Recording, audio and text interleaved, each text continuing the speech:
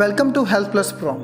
Today we are going to talk Dr. Harinder K. Bali, Chairman Cardiac Sciences, Paras Group of Hospitals, Panchkula. Dr. Bali completed MBBS from Jammu University in 1981, MD Medicine in 1985 and DM Cardiology in 1988.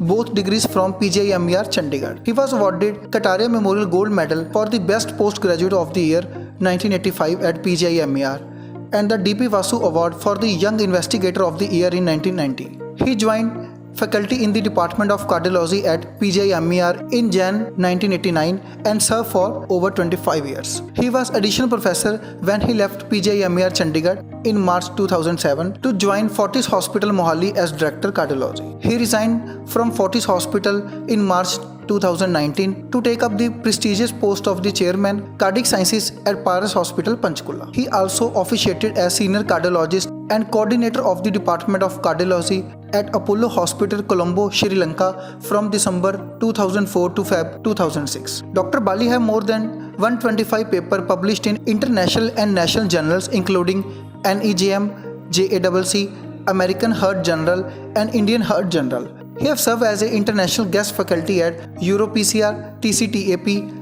GET, TCT and other major conferences. Let's talk Dr. Harinder K. Bali, Chairman Cardiac Sciences, Paras Group of Hospitals, Panchkula. Today we are going to meet Dr. H. K. Bali, the renowned cardiologist of India, who is keeping his OPD here and doing all the procedures, the complex procedures like pacemaker, complex angioplasty, CRTD, TAVI, Impella. So let's go and meet Dr. Bali and take his views about the cardiology. दर्शकों, Punjab plus channel पे आपका स्वागत है। आज हम आए हैं एक ऐसा नाम डॉक्टर बाली जी के पास जिन्होंने पिछले लंबे समय से अपनी सेवाएं हार्ट के फील्ड में आज तक हजारों उन लोगों को जो हार्ट की बीमारियों से पीड़ित थे एक नई जिंदगी दी है। और सबसे बड़ी बात है ये क्रिएटिव हैं और चेंजिंग। इन्होंने हर समय कोई ना कोई नई जो टेक्निक है अपने में डेवलप करने की, और कोई भी जो वर्ल्ड लेवल पे टेक्निक आती है ये कोशिश करते हैं कि सबसे पहले उसको इंस्टॉल किया जाए। पार्स हॉस्पिटल में अभी हम बैठे हुए हैं डॉक्टर बाली जी के साथ। सर, आपका स्वागत है हमारे स्पेशल शो में। शुक्रिया जी, आपके शो पे आने पे आपने मुझे बुलाया, thank you very much. Doctor साहब, जैसे हम देख रहे हैं कि हार्ट एक ऐसी चीज जिसके साथ आदमी की जिंदगी और मौत जुड़ी होती है, और आज से 20-25 साल पहले जब किसी को हार्ट की बीमारी हो जाती थी तो सारे घर में एक शोक सा छा जाता था कि यार इनको हार्ट की बीमारी होगी, अब ये बचेंगे नहीं। लेकिन आज हर 5 मनुष्य में आदमी को जो हार्ट की प्रॉब्लम है और दे आर एंजॉइंग अपनी लाइफ, और आपके साथ ही सेकंड थर्ड पीढ़ी आ गई जो लोग सर्वाइव कर रहे हैं। क्या कहना चाहेंगे सर? बिल्कुल आपने ठीक कहा कि जब आज से 20 साल पहले या 25 साल पहले हार्ट अटैक के बाद बड़ी ज़्यादा कॉम्प्लिकेशंस होती थी, और जिसको हम मॉर्टेलिटी कहते हैं, इन हॉस्पिटल मॉर्टेलिटी, वो 12-13% के करीब थी। तो काफ़ी प्रोग्रेस हुई है, डायग्नोसिस में प्रोग्रेस हुई है, जो हम ट्रीटमेंट करते हैं उसमें बड़ी प्रोग्रेस हुई है, दवाइयों में भी इंटरवेंशन के ज़रिए जो हम इलाज करते हैं या सर्जरी के ज़रिए इलाज करते हैं। तो आज के दिन में हार्ट अटैक की जो मॉर्टेलिटी है वो कम होकर 3-4% के करीब रह गई है। तो ये बड़ा अच्छा डेवलपमेंट है, पर हम समझते हैं कि इससे भी बेहतर किया जा सकता है, और उसके लिए हम चाहते हैं कि लोगों को बीमारी के बारे में पता लगे, ताकि सबसे पहले तो ये है कि हम बीमारी को रोक सकें ताकि किसी को बीमारी ना हो, और अगर हो जाए तो उसका इलाज जल्दी करें ताकि उनके हमें रिजल्ट अच्छे मिले। और रिसर्च चलती रहती है, नए टेक्निक आते रहते हैं, नए सर्जिकल टेक्निक्स भी आते रहते हैं, नॉन सर्जिकल तरीके से भी हम इलाज कर पाएंगे आने वाले समय में। तो मुझे पूरी उम्मीद है कि हम और भी अच्छे रिजल्ट हार्ट की बीमारियों के लेके आएंगे। डॉक्टर साहब, क्या कहना चाहेंगे कि जैसे एक्मो आई और एक्मो के साथ भी आप लोगों ने कोरोना के एपिडेमिक में भी बहुत सारे लोगों को एक जिंदगी दी, और अभी नई नई टेक्निक, जैसे आपने कहा कि पहले तो जब हम बात करते थे स्टंट्स की भी बात करते थे तो बहुत प्रॉब्लम थी पहले स्टंटिंग में भी, और धीरे धीरे ये चीज़ें भी इतनी ज़्यादा मतलब सरल हो गई कि अब स्टंटिंग वाला बंदा जो एंजॉय कर रहा है वैसे क्रिकेट खेल रहा है। क्या कहना चाहेंगे कि आने वाले समय में जैसे जैसे डॉक्टरी, जैसे लोग तो कहते थे कि हमारी एज जो कम होगी, लेकिन आजकल हम देखते हैं कि एज कम तो हुई है उन लोगों की जो लोग परहेज नहीं कर रहे, लेकिन जो लोग बढ़िया तरीके से चल रहे हैं उनके लिए तो जिंदगी पूरी बढ़िया थी। नहीं, बिल्कुल। हम हार्ट के बारे में अगर बात करेंगे तो हमारे टेक्निक इतने अच्छे हो गए हैं कि हमारी कंट्री में भी अभी लाइफ एक्सपेक्टेंसी ज़्यादा हो गई। और मैं हमारे अपने डिपार्टमेंट के बारे में अगर आपको बताऊं तो कम से कम 270 ऐसे मरीज हैं जिनकी उम्र 80 साल से ज़्यादा है और उनका हमने एंजियोप्लास्टी से इलाज किया हुआ। कोई 56 के करीब ऐसे मरीज हैं जिनकी उम्र 90 ईयर से ऊपर है, और एक माता जी हैं जिनकी उम्र 100 से भी ऊपर है। तो एक तो ये है कि हार्ट की बीमारियों का इलाज करते हमारी लाइफ एक्सपेक्टेंसी बढ़ रही है। दूसरी बात यह है कि टेक्निक इतने अच्छे हो गए हैं कि उन लोगों में जैसे जिनका पहले हम समझते कि उनको कोई ऑप्शन नहीं, उनकी ना एंजियोप्लास्टी हो सकती है ना बाईपास सर्जरी हो सकती है, वो कई बार बार हार्ट फेलियर के कारण डिफरेंट हॉस्पिटल में दाखिल होते थे, तो उनके लिए कोई ऑप्शन नहीं थी, उनको नो ऑप्शन करके हम दवाइयों से इलाज करते थे। तो उनका भी इलाज आजकल हम कर पाते हैं। तो जो आप स्टेंट्स की बात कर रहे हैं, स्टेंट तो एक पार्ट है प्रोसीजर का।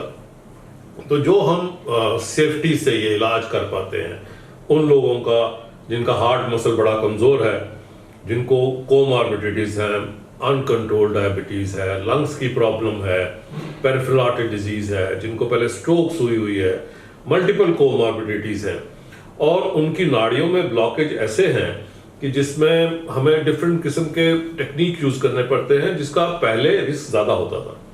तो आजकल जो नए हमारे पास स्पोर्टिंग इक्विपमेंट आए हैं, उनसे हम इनका भी नो ऑप्शन पेशेंट का भी इलाज कर पाते हैं। तो उसको हम कहते हैं प्रोटेक्टेड पीसीआई, प्रोटेक्टेड एंजियोप्लास्टी। उसका मतलब है कि जिस दौरान हम एंजियोप्लास्टी करते हैं उस समय हार्ट उनको टॉलरेट कर पाए, वो जो सारे जो अपने प्रोसीजर करने हैं, हार्ट मसल की कंडक्टिविटी 10% है, 15% है, वेल लीक कर रहा है और उसमें लंग्स की नाड़ी का प्रेशर बढ़ा हुआ है, तो उसमें जिसमें रिस्क बहुत ज़्यादा है, तो उसमें हम एक स्पेशल किस्म का पंप डालते हैं। आपने एक्मो की बात करी, बट आजकल एक परकुटेनियस हमारे पास डिवाइस है जिसको हम वो कहते हैं एम्पेला डिवाइस। एक हम ग्रॉइन से डालते हैं नॉन सर्जिकली, और वो हार्ट में चली जाती है, हार्ट से ब्लड लेके वो एओर्टा में पंप करती रहती है।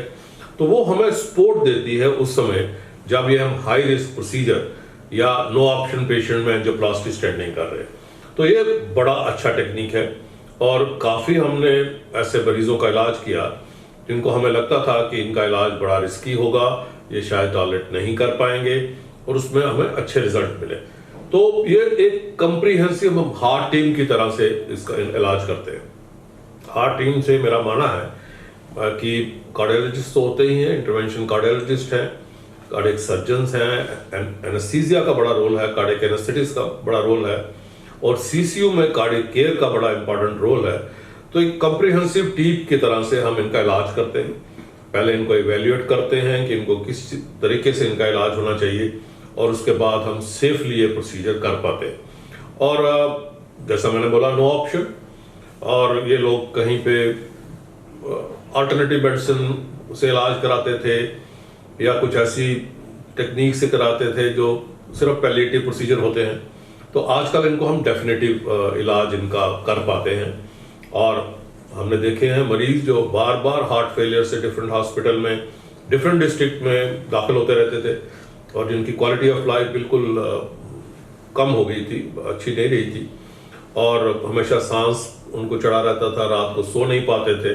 तो ऐसे मरीजों में, जिसको हम मेडिकल टर्म में इस्कीमिक कार्डियोमायोपैथी कहते हैं, हार्ट फेलियर कहते हैं, और उनको भी इलाज हम आजकल एंजियोप्लास्टी से कर पाते हैं।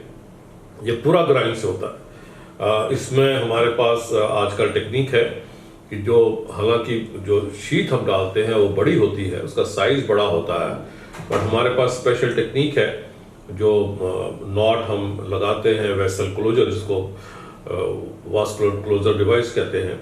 तो वो हम परकुटेनियसली बिना सर्जिकल हेल्प के वो डाल भी सकते हैं, और उसका जब हम प्रोसीजर खत्म करते हैं तो उस डिवाइस को बाहर निकाल देते हैं, और 1 दिन के बाद या 2 दिन के बाद patient is up and about and back to his normal activity.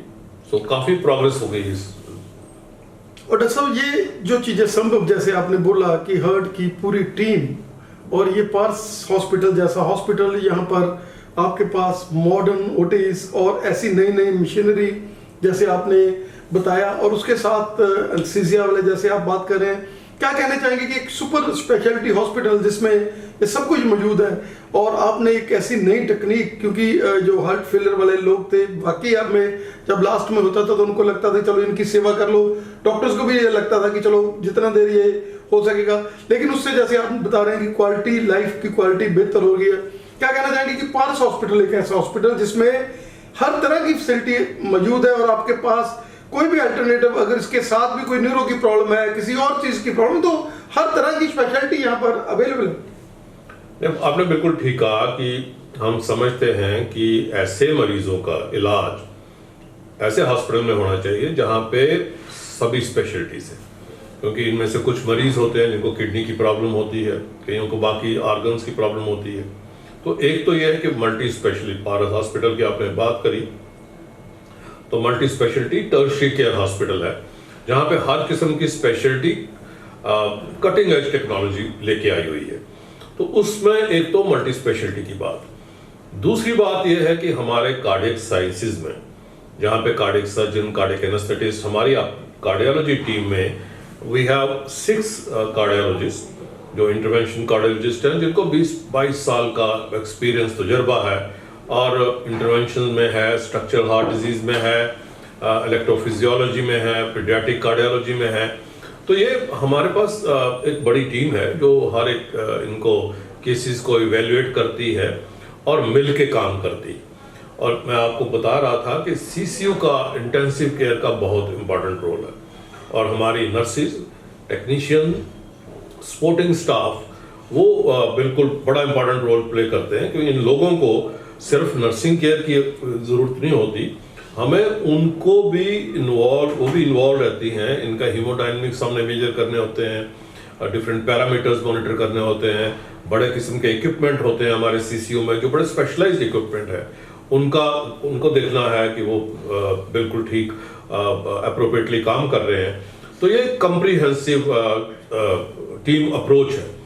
और जब कोई पेशेंट है उसमें भी हम हार्ट टीम का देख के फैसला करते हैं कि इसको एंजियोप्लास्टी की ज़रूरत है, इसको सर्जरी की ज़रूरत है, या इसको बिना सर्जरी के का वेल रिप्लेस कर सकते हैं या वेल रिपेयर कर सकते हैं। तो ये सारा जो है टीम का बहुत इम्पॉर्टेंट रोल है। और मैंने मेडिकल टीम का, पैरामेडिकल का तो जिक्र किया ही, बट अदरवाइज भी जो हमारा सपोर्ट स्टाफ है, क्योंकि जो मरीज हॉस्पिटल में आते हैं उनको इमोशनल सपोर्ट की भी ज़रूरत होती है, उनकी जो प्रॉब्लम्स हैं उनको सॉल्व करने की भी ज़रूरत होती है। तो एडमिनिस्ट्रेटिव स्टाफ का, जो सपोर्टिंग स्टाफ है, उसका भी बड़ा इंपॉर्टेंट रोल रखता है। और Paras hospital I think is one of the best hospital not only in this region but in the country. तो ये हमारा जो पिछले 3 साल में एक्सपीरियंस रहा है, तो काफ़ी लोगों को बड़ा सेटिस्फाइड यहाँ से गए हैं, और हमें लगा है कि हम वही केयर प्रोवाइड कर सकते हैं जो वर्ल्ड में किसी भी सेंटर में होती है। सर, क्या कहना चाहेंगे कि आजकल हार्ट फेलियर, जो एक सडन हार्ट अटैक जैसे हम बोलते हैं, वो शुगर के कारण हो सकता है जैसे, तो क्या कहना चाहेंगे कि इस तरह से जो आजकल मोर्टेलिटी, जैसे आपके पास पहले बंदे को थोड़ा सा एविडेंट है तो आ जाए डॉक्टर उसके पास तो उसका बढ़ सकता है, लेकिन आजकल सडन हार्ट अटैक्स बहुत ज़्यादा आ रहे हैं, उसमें बंदे को पता ही नहीं चलता और साइलेंट कोई साइंस भी नहीं छोड़ता। वो क्या कहना चाहिए उसको? ये 3 अलग अलग चीज़ें हैं। एक है सडन कार्डियक डेथ, एक है हार्ट अटैक, और दूसरा हार्ट फेलियर। मैं अभी आपसे बात करूंगा सडन कार्डियक डेथ पे। कई अभी हमने देखा कि कुछ हमारे बड़े स्टार्स जो बिल्कुल प्राइम ऑफ देयर हेल्थ में थे, और हमारे म्यूजिक सिंगर की डेथ हो गई अनफॉर्चुनेटली। उससे पहले एक साउथ के स्टार थे, उनकी डेथ हो गई। और कई sports person, Dean Jones, Shane Warne, हमारे world cup winner Yashpal Sharma ji, कई ऐसे यंग लोगों की और मिडिल एज लोगों में सडन कार्डियक डेथ हो गई, और उनमें मोस्टली हार्ट अटैक के कारण हुआ। जब किसी को हार्ट अटैक होता है तो उसका जो पहला आधा घंटा है वो बड़ा इंपॉर्टेंट होता है, क्योंकि उस आधे घंटे में हार्ट बीट इरेगुलर हो जाती है, जिसको मेडिकल टर्म में हम वेंट्रिकुलर टैकीकार्डिया, वेंट्रिकुलर फिब्रिलेशन कहते हैं। और वो अगर थोड़ी देर लॉस्ट करती है तो वो हमारे बॉडी के डिफरेंट ऑर्गन्स को ब्लड सप्लाई नहीं कर पाती, तो इसलिए पेशेंट की डेथ हो जाती है। तो वो जो इनिशियल हाफ एन आवर है वो बड़ा इंपॉर्टेंट है। और हम कहते हैं प्रेस में कि मैसिव हार्ट अटैक हुआ, वो हार्ट अटैक मैसिव नहीं होता, बट हार्ट अटैक के कारण हार्ट बीट इरेगुलर होने से उनकी डेथ हो जाती है, इसको सडन कार्डियक डेथ कहते हैं। तो उसमें हम दो चीजें, एक तो हमें परहेज तो करना ही चाहिए, जो रिस्क फैक्टर है उनका इलाज करना चाहिए, अपनी पीरियोडिक अपना हार्ट के चेक कराने चाहिए। बट दो इंपॉर्टेंट चीजें, एक इंपॉर्टेंट चीज है कि हम सभी को, कोई भी एडल्ट है, उन सबको कार्डियोपल्मोनरी रिससिटेशन में ट्रेनिंग लेनी चाहिए, जिसमें आजकल हम चाहते हैं स्कूल चिल्ड्रन भी इसके बारे में ट्रेनिंग लें, और हर एक इंडिविजुअल को ट्रेनिंग लेनी चाहिए। क्योंकि अगर हमारे आसपास किसी को सडन कार्डियक डेथ होती है, सडनली हम समझते हैं कि उनको अनकॉन्शियस हो गए और उनकी पल्स और ब्लड प्रेशर नहीं मिल रहा है, तो उनको रिवाइव करने के लिए हम कोशिश करें, वो कार्डियोपल्मोनरी रिससिटेशन से हो सकती है। तो एक तो ये है कि सभी को ट्रेनिंग लेनी चाहिए, और ये देखा गया है, दुनिया भर में देखा गया है कि अगर कार्डियोपल्मोनरी रिससिटेशन लोगों ने ट्रेनिंग ली हुई है तो सडन कार्डियक डेथ से लोगों को बचाव किया जा सकता है, उनको सेव किया जा सकता है, और वो उसके बाद नियर नॉर्मल लाइफ जी सकते हैं। तो एक तो ट्रेनिंग, हमें एक स्पेशल प्रोग्राम शुरू करना चाहिए, और किया भी है, हमने अपनी हार्ट फाउंडेशन की तरफ से शुरू किया हुआ है, और ये हमारे स्कूल करिकुलम में भी होना चाहिए कि कार्डियोपल्मोनरी रिससिटेशन सभी को सीखनी चाहिए। दूसरी बात है कि जिसको हम कहते हैं ऑटोमेटिक एक्सटर्नल डिफिब्रिलेटर। आपने देखा होगा बाहर जो लोग ट्रेवल किए हैं कि एयरपोर्ट्स पे या पब्लिक प्लेसेस पे, जैसे हमारे फायर एक्सटिंग्विशर होते हैं, ऐसे AED भी रखे होते हैं, ऑटोमेटिक एक्सटर्नल डिफिब्रिलेटर। तो वो एक छोटे से डिवाइस होते हैं कि अगर हार्ट बीट इरेगुलर हो तो हम शॉक देके उसको रिवर्ट कर सकते हैं। तो मुझे लगता है कि टाइम आ गया है कि हमें भी पब्लिक प्लेसेस में, कन्वेंशन हॉल में, कहीं पे भी कॉन्फ्रेंसेस हो रही हैं, रेलवे स्टेशन पे, बस स्टैंड पे, वहां पे ये AED ऑटोमेटिक एक्सटर्नल डिफिब्रिलेटर रखने चाहिए, ताकि अगर किसी को सडन कार्डियक डेथ होती है, CPR जो कार्डियोपल्मोनरी रिससिटेशन से अगर उनका बचाव नहीं होता तो हम शॉक देके उनको रिवर्ट कर सके, तो उससे हम कर पाएंगे। दूसरी तीसरी बात मैं आपसे ये कहूंगा कि जो लोग यंग है, ये इंडिया में देखा गया है, सार्क कंट्रीज में देखा गया है कि यहाँ पे यंग लोगों को ये समस्या ज्यादा बढ़ रही है, और उसके बड़े कारण है ब्लड प्रेशर है, डायबिटीज है, कोलेस्ट्रॉल की प्रॉब्लम है, स्मोकिंग की प्रॉब्लम है, स्ट्रेस लेवल एक बहुत ज्यादा है, जंक फूड और स्ट्रेस लेवल, ये ऐसी समस्या है जिसके कारण हमारे यंग लोगों को हार्ट की प्रॉब्लम बढ़ रही है।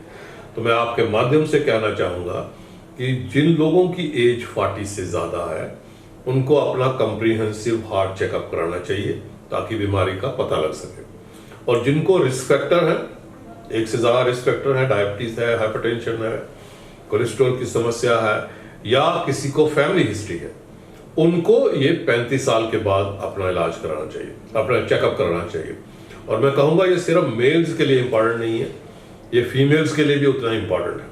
हम पहले समझते थे कि प्री मेनोपॉजल लेडीज में हार्ट की बीमारी नहीं होती, बट हमें जानने की जरूरत है कि हम देख रहे हैं कि प्री मेनोपॉजल लेडीज में भी आज के दिन में हार्ट की बीमारियां हो रही हैं, हार्ट अटैक भी हो रहे हैं, और उनको भी वही प्रिकॉशन लेने की जरूरत है जो मेल्स के लिए कर रही है। फीमेल्स में एटिपिकल सिम्टम्स ज्यादा होते हैं, क्लासिकल जो एंजाइना के सिम्टम्स हैं या हार्ट अटैक के सिम्टम्स हैं वो थोड़े कम होते हैं, तो इसलिए डायग्नोसिस उनमें लेट होता है। हो सकता है उनको सडन ब्रेथलेसनेस हो, या चलने से कुछ भारीपन लगता हो, या कुछ एटिपिकल सिम्टम्स हो, तो इसलिए डायग्नोसिस थोड़ा लेट होता है।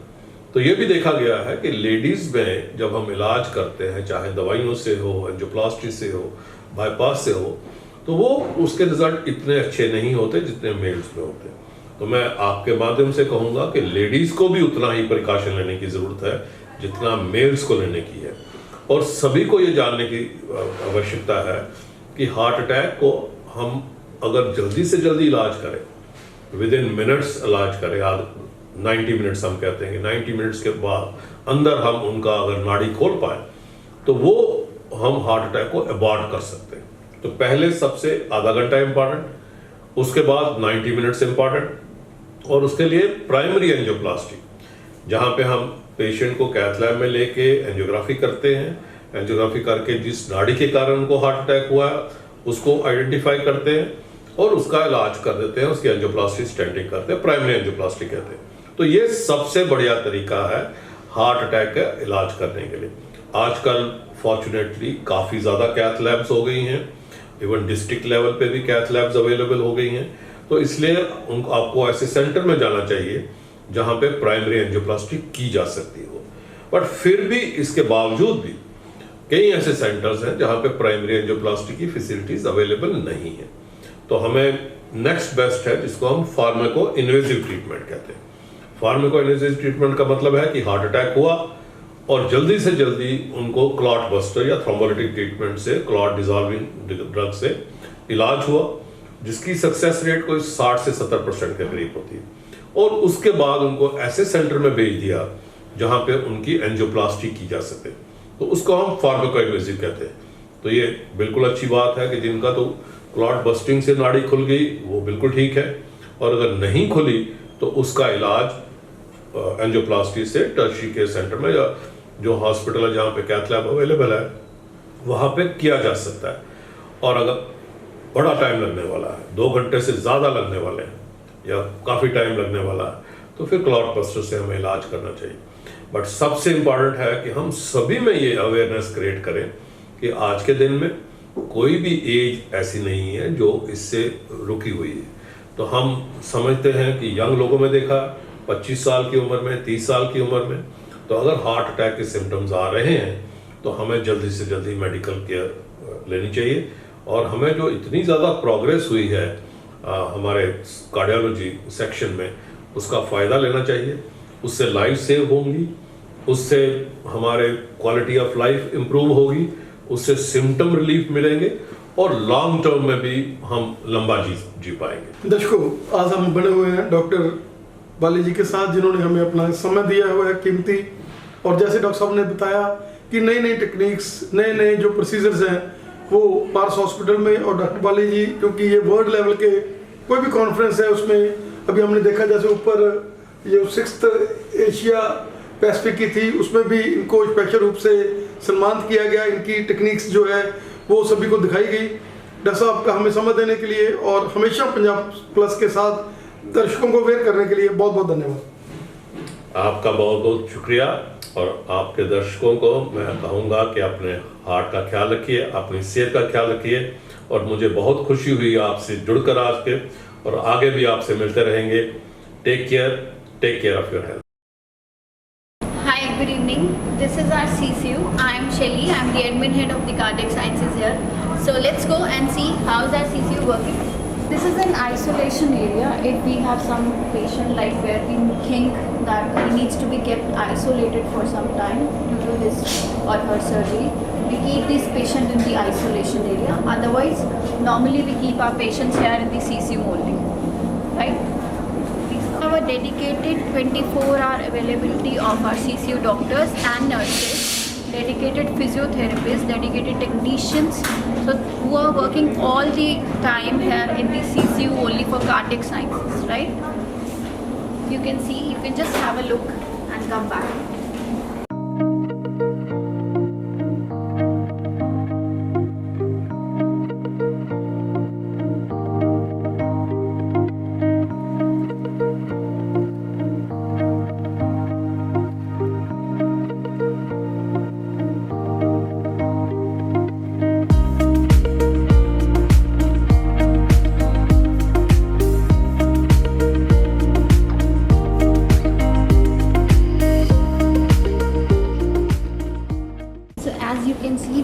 Gurudwara Nada Sahib here. So we have kept our CCU like this so that the patients or the attendants who are coming in the CCU, they can pray for themselves from this place.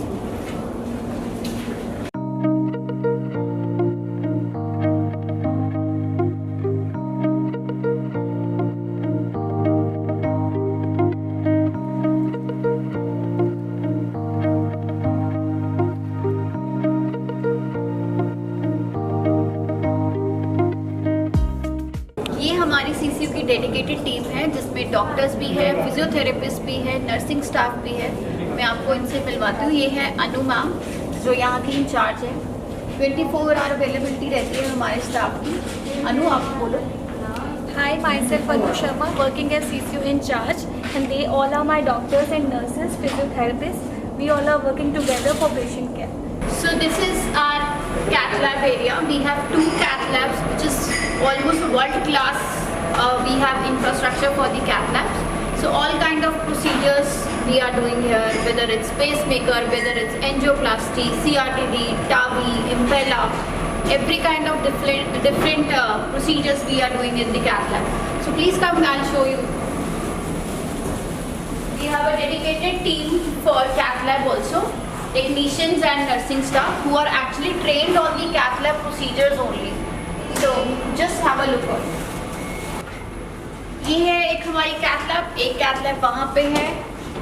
हमारी सबसे world class infrastructure हमारे पास है cath lab के लिए। आप हमारी team से भी मिल सकते हैं। ये हमारे सीनियर टेक्नीशियन हैं गुरजीत जी। गुरजीत आप अपनी टीम के बारे में कुछ बता दो ना। ये हमारी सारी जो कैथ लैब की टीम है सारा सुपरस्टार जो टीम है हमारी सारी। सो हमारी जो टीम है वो भी बहुत ट्रेन स्टाफ है। सब इन हर तरह का प्रोसीजर जो है वो यहाँ पे होता है। हमारे डॉक्टर्स हैं, डॉक्टर बाली हैं, डॉक्टर नवीन हैं, डॉक्टर अरविंद कौल हैं, और इन लोगों को ट्रेन करने के लिए वो भी अपनी पूरी जान लगाते हैं और ये भी बिल्कुल दिल से अपने पेशेंट्स का ध्यान रखते हैं, because this is a very noble cause to work in a hospital. Madam क्या कहना चाहेंगे कि इनकी पॉजिटिविटी दिखाई दे रही है कि आमतौर पे हम देखते हैं कि जब स्टाफ से देखते हैं तो ऐसी ग्लो, ऐसा खुशी नहीं होती उनके चेहरों पर।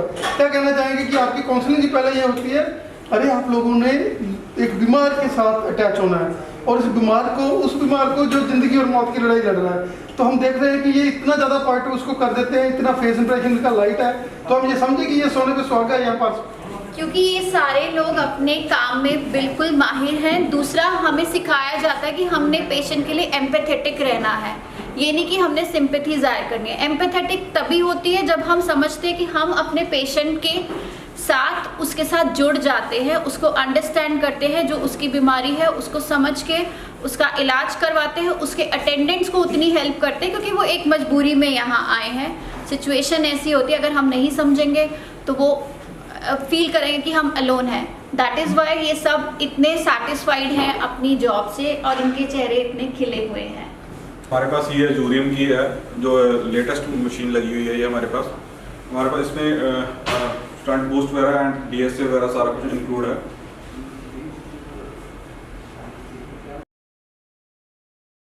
हमारे पास दूसरी कैथ लैब भी है। सो अगर कभी हमें ज़रूरत पड़ती है, क्योंकि पेशेंट्स आते रहते हैं, तो हम ये नहीं कि हम वेट करें एक पेशेंट के लिए, तो इसलिए हमारे पास दूसरी कैथ लैब अवेलेबल है। इसकी भी मशीन उतनी ही अल्ट्रा मॉडर्न है और हमारी टीम तो है ही है हमारे पास अवेलेबल। और ऐसा नहीं है कि अगर रात को कोई केस आएगा तो हम नहीं करेंगे, रात के टाइम भी हमारी टीम 24 आवर अवेलेबिलिटी है। इनफैक्ट डॉक्टर्स भी अवेलेबल रहते हैं। इस मशीन के बारे में भी मैं आपको पूछवा देती हूँ कि वो बता देंगे आपको कैसे। ये मशीन जी की है। इसका जो मॉडल नंबर है IGS 530 है। ये हम इसमें सारे केसेस जैसे कॉम्प्लेक्स प्लास्टीज वगैरह कॉम्प्लेक्स जो भी इंडिया में कॉम्प्लेक्स केसेस होते हैं, इसमें हम सारे केसेस वगैरह करते हैं। This is our OPD area. Doctor Bali यहाँ पे ही देखते हैं OPD पेशेंट्स की, और उनको अगर कोई ज़रूरत होती है हमारे कुछ इंटरवेंशन, कुछ टेस्ट वगैरह करवाने के लिए, देन वो आगे फर्दर प्रोसीड करते हैं IPD के लिए। प्लस अगर इको या ECG हॉल्टर कुछ करवाना है तो वो सामने एरिया है, मैं आपको वहाँ पे भी दिखाऊंगी। इको का एरिया है। अगर कोई भी डोब्यूटामिन इको करानी है, कोई स्ट्रेस इको करानी है, तो हर तरह की इको हमारे पास अवेलेबल है। ये हमारी टेक्नीशियन है शिवानी, सो ये इको हैंडल करते हैं। साथ में डॉक्टर संजीव रहते हैं हमारे यहाँ पे। Hi, I'm Shivani Saxena, eco technician, and that's my eco machine, Philips. क्या नया है इस इको में? हम देखते हैं कि पहले भी इको कार्डियोग्राफी होती थी, लेकिन इस इको में क्या नया है? क्या मतलब नई टेक्निक के साथ आप लोग इको करें? ये स्ट्रक्चर एंड जो आपकी इजेक्शन फ्रैक्शन होता है, जो हार्ट की कॉन्ट्रैक्टिलिटी होती है, वो हम इससे देख सकते हैं। बेसिकली जो आपका हमारा एक्चुअली क्या हुआ है, इसमें डॉपलर एड ऑन हुआ है। इससे हम कोई भी वेल्व में प्रॉब्लम आ रही है आपके हार्ट में एंड कोई फंक्शनिंग आपकी कम है, तो उससे हम ये चीज़ें। Hello, I'm Neha Chaudhary. Here I'm a TMT technician. This is our machine. ये शिलर की है एंड इसके ऊपर हम पेशेंट्स को TMT करवाते हैं. TMT stands for treadmill test. In this patients runs and इस पे हम ड्यूरिंग स्ट्रेस बेसिकली हमें इसमें हार्ट रेट इंक्रीज़ करनी होती है पेशेंट की, और इसमें हार्ट रेट एज के अकॉर्डिंगली होती है. तो इसमें हम हार्ट रेट इंक्रीज़ करेंगे और उसमें हम ECG के चेंजेस देखते हैं एंड साइड बाय साइड हम BP भी चेक करते हैं. तो फिर उसमें हम ST डिप्रेशन, ST एलिवेशन और ये सारी चीज़ें हम चेक करते हैं. एंड मैं हॉल्टर भी देखती हूँ. हॉल्टर इज़ अ मशीन, वो भी शिलर की मशीन है हमारे प्लस. उसमें हम 24 आवर्स की ECG हम चेक करते हैं, उसमें हम पॉजेस चेक करते हैं, उसमें हम ब्लॉक्स चेक करते हैं, ये सब होता है.